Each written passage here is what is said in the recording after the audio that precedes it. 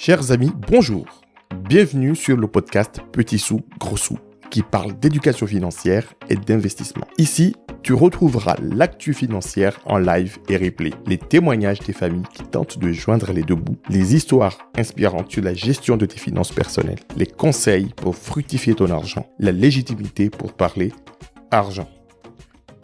Mes chers amis, vous comme moi, on n'arrête pas d'être tiraillés entre convictions religieuses, foi et un système bancaire conventionnel qui a fait ses preuves à l'opposé de nos propres éthiques, de nos propres convictions et de nos propres choix de vie. On ne peut plus ignorer les dérives de la finance actuelle qui a causé de nombreuses crises financières et qui entrevoit d'autres futures crises financières. On ne peut pas non plus jeter le bain et le bébé sur plus de 50 ans de croissance des marchés financiers.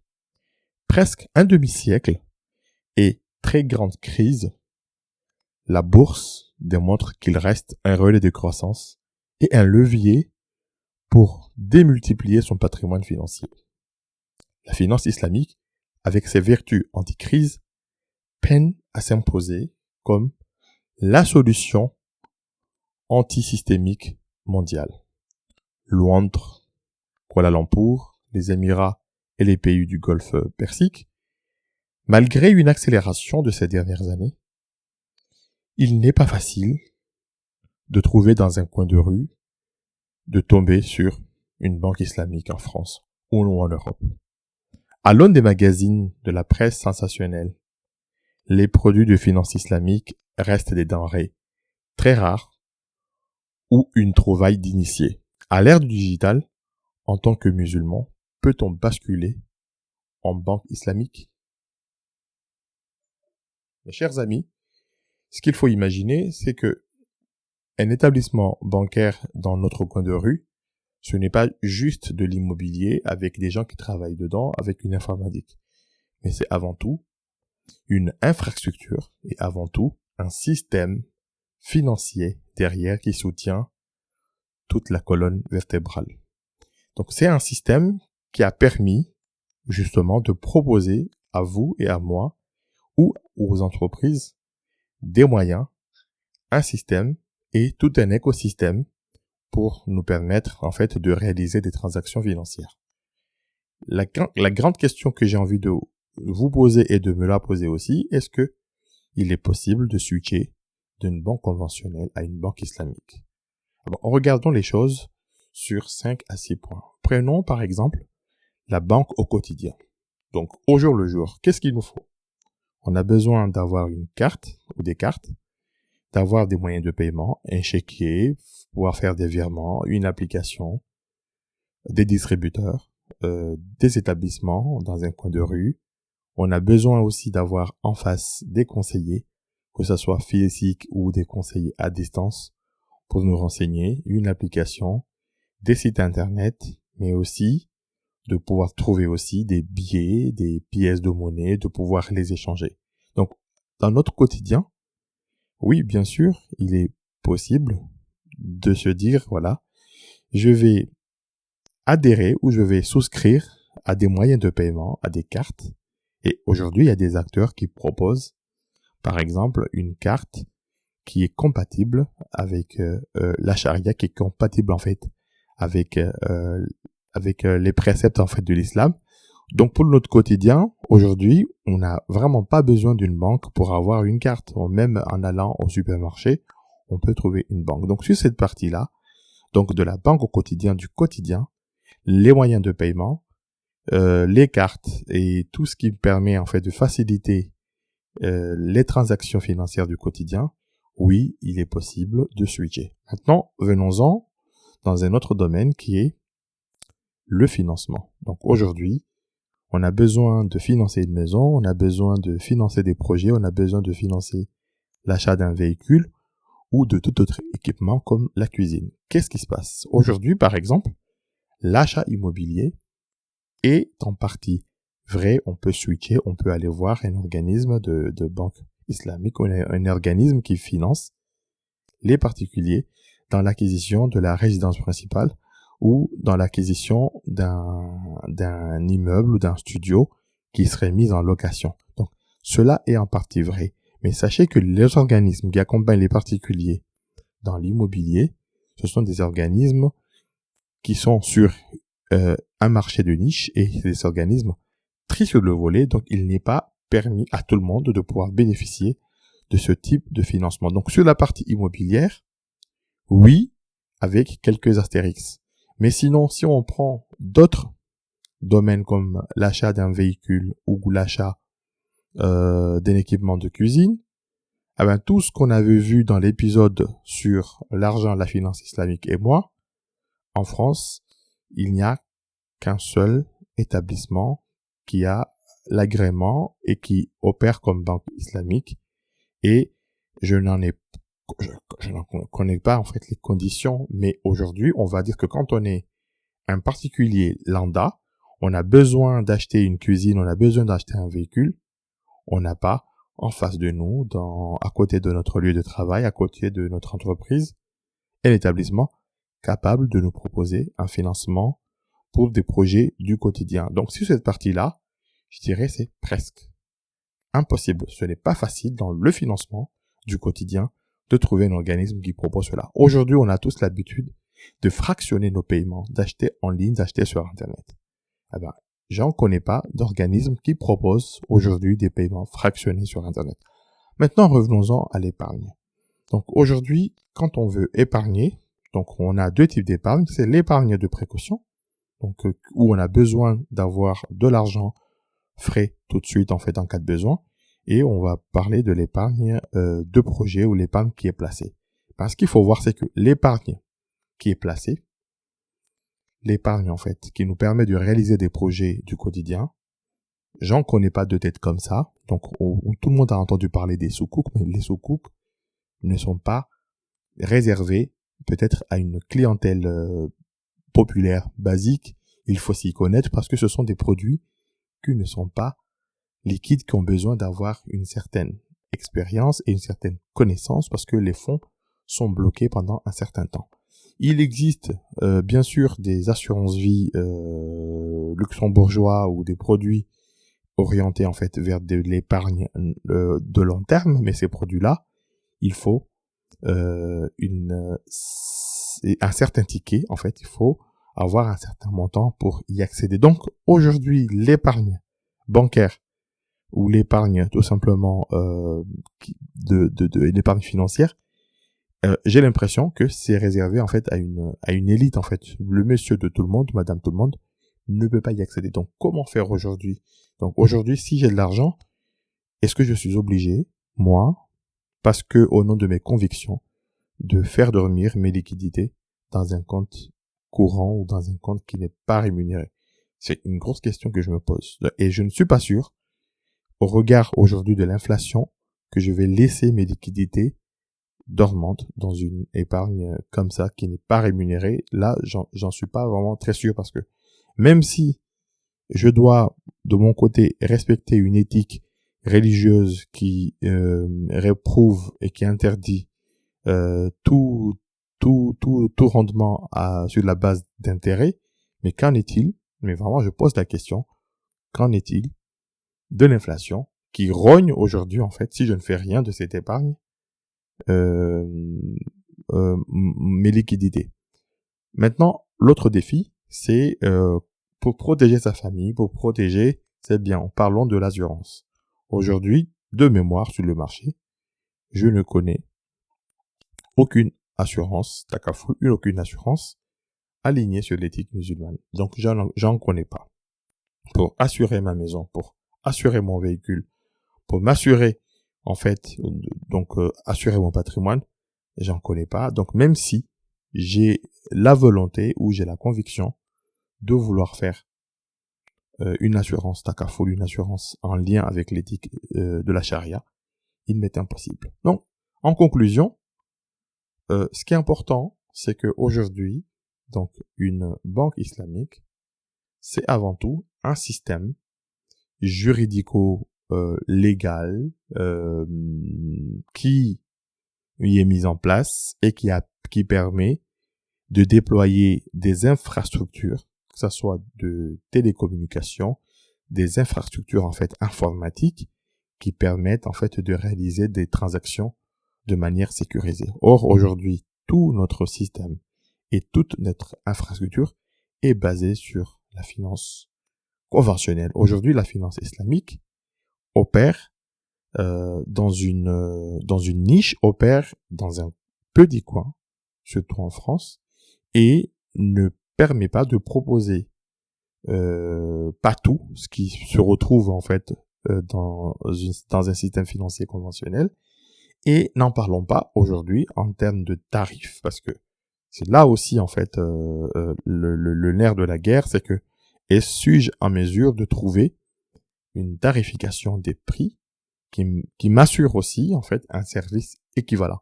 On peut aussi en tant qu'être humain avoir en fait cette approche-là.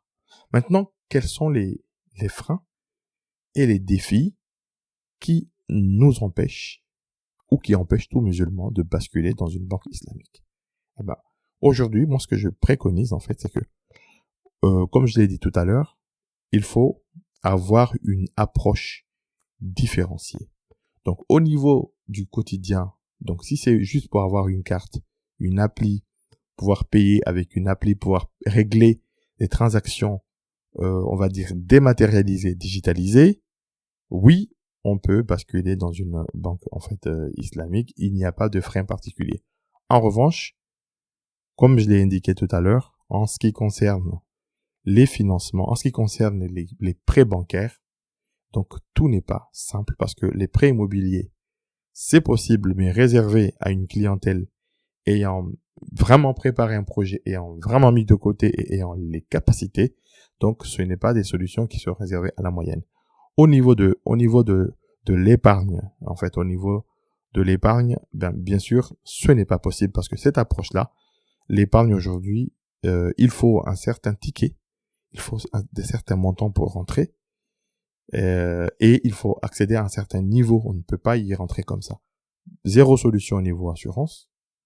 Et le fait qu'on ne puisse pas, en fait, le fait que l'assurance constitue en fait un frein, c'est que on est exposé aux aléas. Donc, alors, aujourd'hui, on voit, il y a des catastrophes climatiques, des catastrophes naturelles, on a des inondations, on a des problèmes de vandalisme, on a du vol, on a des dégradations, on a des accidents, dommages, des collisions entre particuliers.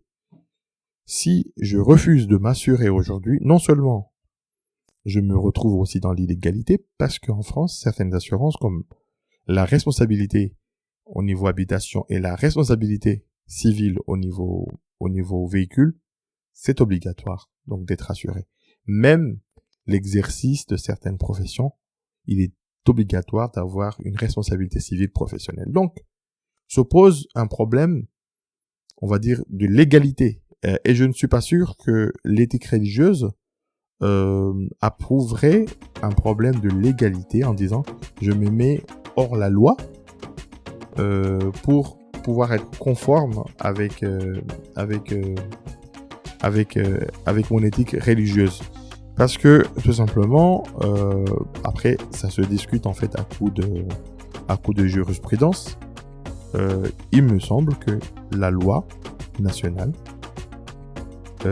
a une certaine primauté au regard de certaines lois religieuses. Donc en fait, il nous est demandé de nous conformer souvent aux lois nationales. Je ne suis pas un spécialiste de ces questions de jurisprudence, mais il est important de ne pas se mettre en marge parce qu'on peut aller en prison en fait. On peut être condamné à de lourdes peines, non seulement de prison, mais des peines financières. Donc aujourd'hui se pose aussi un problème moral.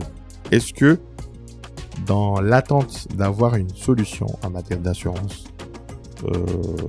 éthique, une assurance takaful, est-ce que je vais exposer mon patrimoine immobilier, exposer ma famille? Est-ce que je vais ne pas avoir des garanties d'assurance? Est-ce que je vais me dire au nom de la religion, j'expose ma famille tout en sachant que la notion de vie prime sur le reste. Est-ce que je vais aujourd'hui, moi, me dire non, je ne m'assure pas parce que c'est pas conforme à mon éthique.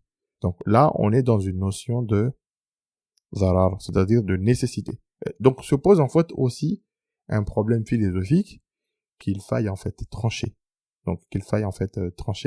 Donc aujourd'hui, les défis donc de la banque islamique, c'est avant tout, c'est que même si on est plein de bonne volonté, on a envie d'essayer, on a envie d'avoir des produits accessibles, se pose la question de la démocratisation de ces produits, l'accessibilité. Est-ce que j'ai des assurances? Est-ce que aujourd'hui j'ai une banque proche, même à quelques kilomètres de chez moi, qui me propose de vraies alternatives, de changer? Se pose aussi la question de la créativité, parce que la finance conventionnelle, elle est créative, elle propose de nouveaux produits, elle propose des montages. Donc tout n'est pas bon ou tout n'est pas mauvais, mais ça permet par exemple d'épouser en fait la marche du monde. Donc on se demande aujourd'hui, voilà, et ça fait partie des défis de la finance islamique, c'est la création de nouveaux produits, parce que il faut que chaque nouveauté épouse bien sûr l'éthique et que ça soit charia compatible. Et maintenant, on a toujours en fait vu qu'on nous sommes sur une nouvelle finance éthique ou une finance en fait en cours de démocratisation, nous avons aujourd'hui un temps de retard. Le temps que la solution soit adaptée, soit répliquée, on a toujours en fait un temps de retard. Donc en tant que musulman, sur des problématiques du quotidien. Je ne parle pas aujourd'hui du fait d'avoir un gros capital et d'investir dans des sociétés charia compatibles ou compatibles avec l'éthique musulmane. Je parle aujourd'hui de messieurs et madame tout le monde. Ce qui nous amène à la question, quelle attitude adopter en tant que musulman vis-à-vis de la banque conventionnelle ou vis-à-vis du fait qu'on souhaiterait adopter une démarche éthique compatible avec la banque islamique? Eh ben, je pense qu'il faut aujourd'hui se fixer un terme ou se fixer des délais pour basculer. Il faut pas être rigide sur la question, parce que j'en vois beaucoup qui me disent, ben, dans le doute, je ne fais rien. Ben, moi, je trouve que c'est très dangereux.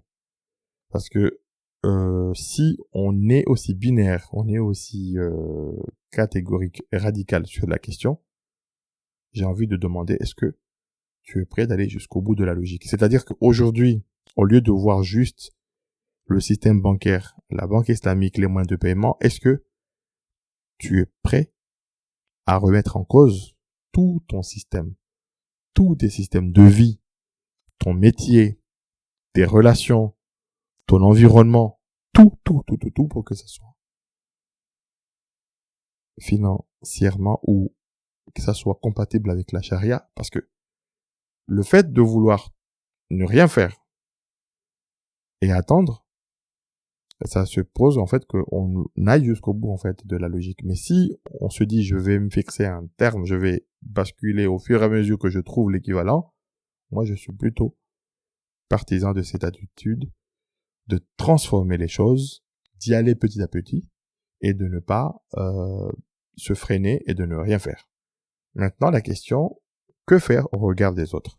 Parce que on a aussi souvent le regard des autres où on a peur de quelqu'un de la famille, d'un oncle, d'une tante, d'un cousin, d'une cousine, d'un frère ou d'une sœur. Que faire au regard des autres? Ben, je pense qu'il faut déculpabiliser, parce que nous sommes tout de même en 2024 et ce qu'on doit d'abord en fait avoir comme attitude, il faut déculpabiliser les choses, il faut dépassionner le débat et avoir une approche pragmatique, parce que même l'islam en fait a été révélé, mais il y a eu un temps de révélation jusqu'à ce que le message en fait soit complet, et donc il faut faire preuve de réalisme et se dire, je vais à la recherche des informations et des produits qui me permettent de faire cette transformation, et je vais le faire dans la progressivité. Je ne peux pas du jour au lendemain être vertueux sur la question. Donc, c'est faire preuve de réalisme parce qu'il y a certaines choses qui ont été bâties pendant des années et que on ne peut pas, en un claquement de doigts comme ça. Donc, en fait, se radicaliser et avoir une approche radicale. Donc là, sur la question, ce n'est pas le regard des autres qui est important, c'est notre aptitude à aller chercher l'information, à aller trouver des solutions et à switcher quand vous jugez que c'est le bon moment. Donc ça, c'est vraiment la question. Donc en fait, la solution plutôt à apporter. Maintenant, concrètement, comment agir? Comment agir? Là, sur cette question-là, je vais plutôt vous parler de mon point de vue personnel. J'ai pris tardivement conscience de l'existence, en fait, de la finance islamique. C'est quelque chose qui m'est apparu de façon très tardive. Et pour être tout à fait honnête, ça date d'au moins de 10 ans. Maintenant, j'ai analysé le marché et j'ai analysé les choses dans la vie et je suis tout à fait d'accord et je me suis rendu compte que dans le pays auquel je vis en ce moment, c'est la France, je n'ai pas une infrastructure et je n'ai pas un système bancaire qui est adapté.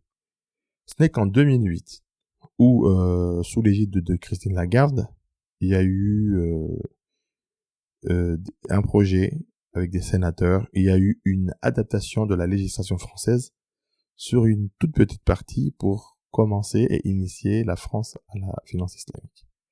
Et on sait très bien qu'en matière bancaire, on est dépendant de solutions nationales, de solutions locales. Donc aujourd'hui, je n'ai pas une infrastructure et je n'ai pas un système bancaire adapté. Et je n'ai pas de gros tickets me permettant, moi, d'expatrier en fait mes actifs, de me choisir en fait une résidence fiscale dans un pays hors de la France qui me permette en fait de bénéficier. Je n'ai pas les moyens d'être un exilé aux Émirats ou en Malaisie. Donc je suis tenu de composer avec le système actuel pour faire vivre ma famille, pour réaliser de projets de vie et tout en gardant en moi en fait cette éthique-là.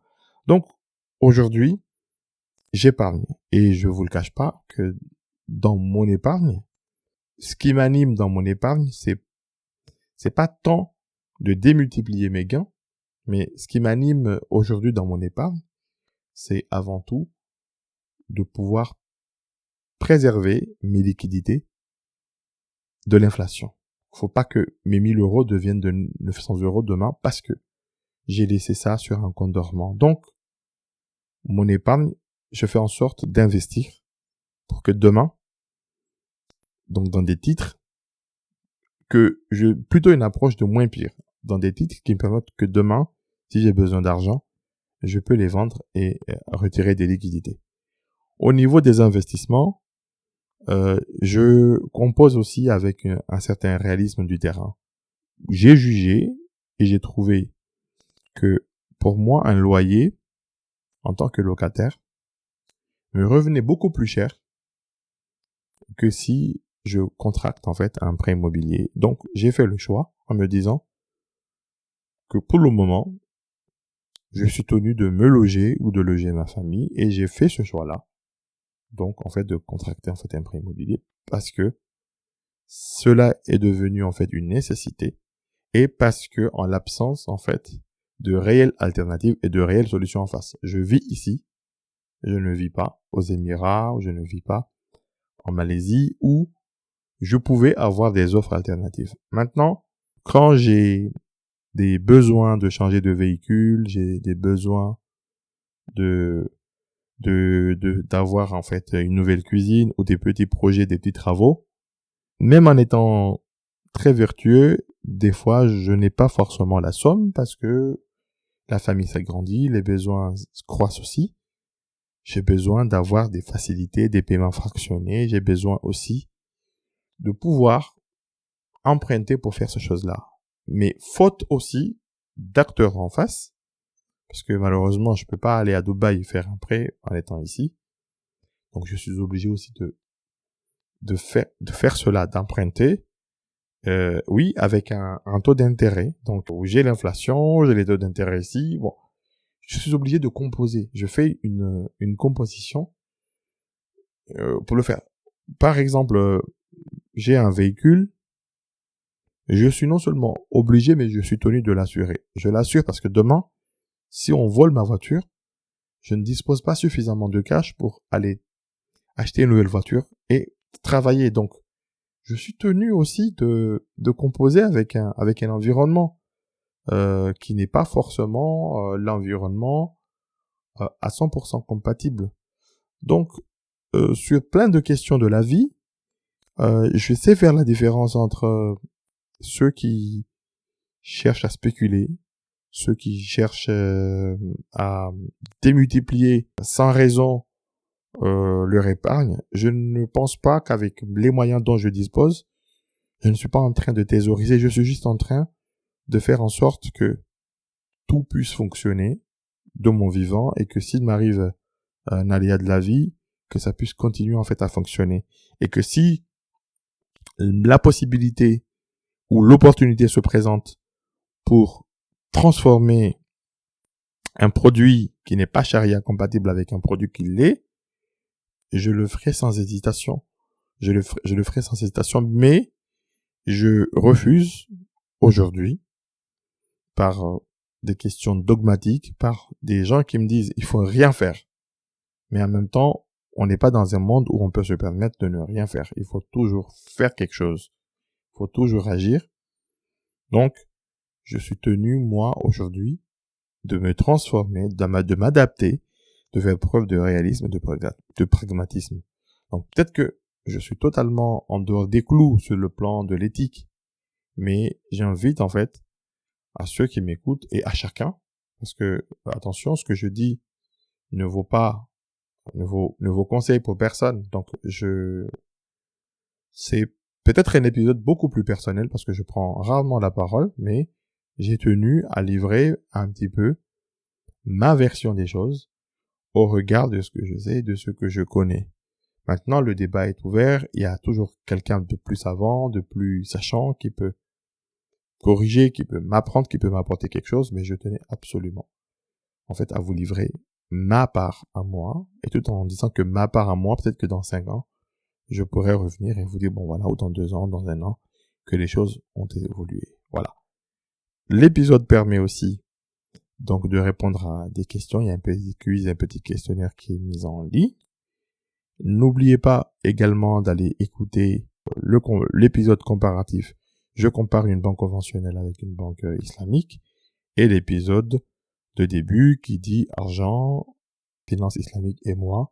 Donc, et bien d'autres épisodes qui vous permettront sans doute de répondre à un certain nombre de vos questions. Tout le plaisir a été pour moi et à très bientôt pour de nouveaux épisodes. Merci beaucoup d'avoir écouté cet épisode fait avec beaucoup d'amour et quelques nuits blanches. Si tu as des questions ou tu veux témoigner, mets un commentaire ou écris-moi sur les réseaux sociaux de Petits Sous, Gros Sous. Je me ferai un plaisir de t'y répondre. Pour me soutenir, tu as juste besoin de mettre 5 étoiles, au moins sur 2 plateformes, Apple Podcasts et Spotify. À très bientôt. N'oublie pas, Petits Sous aujourd'hui, Gros Sous demain.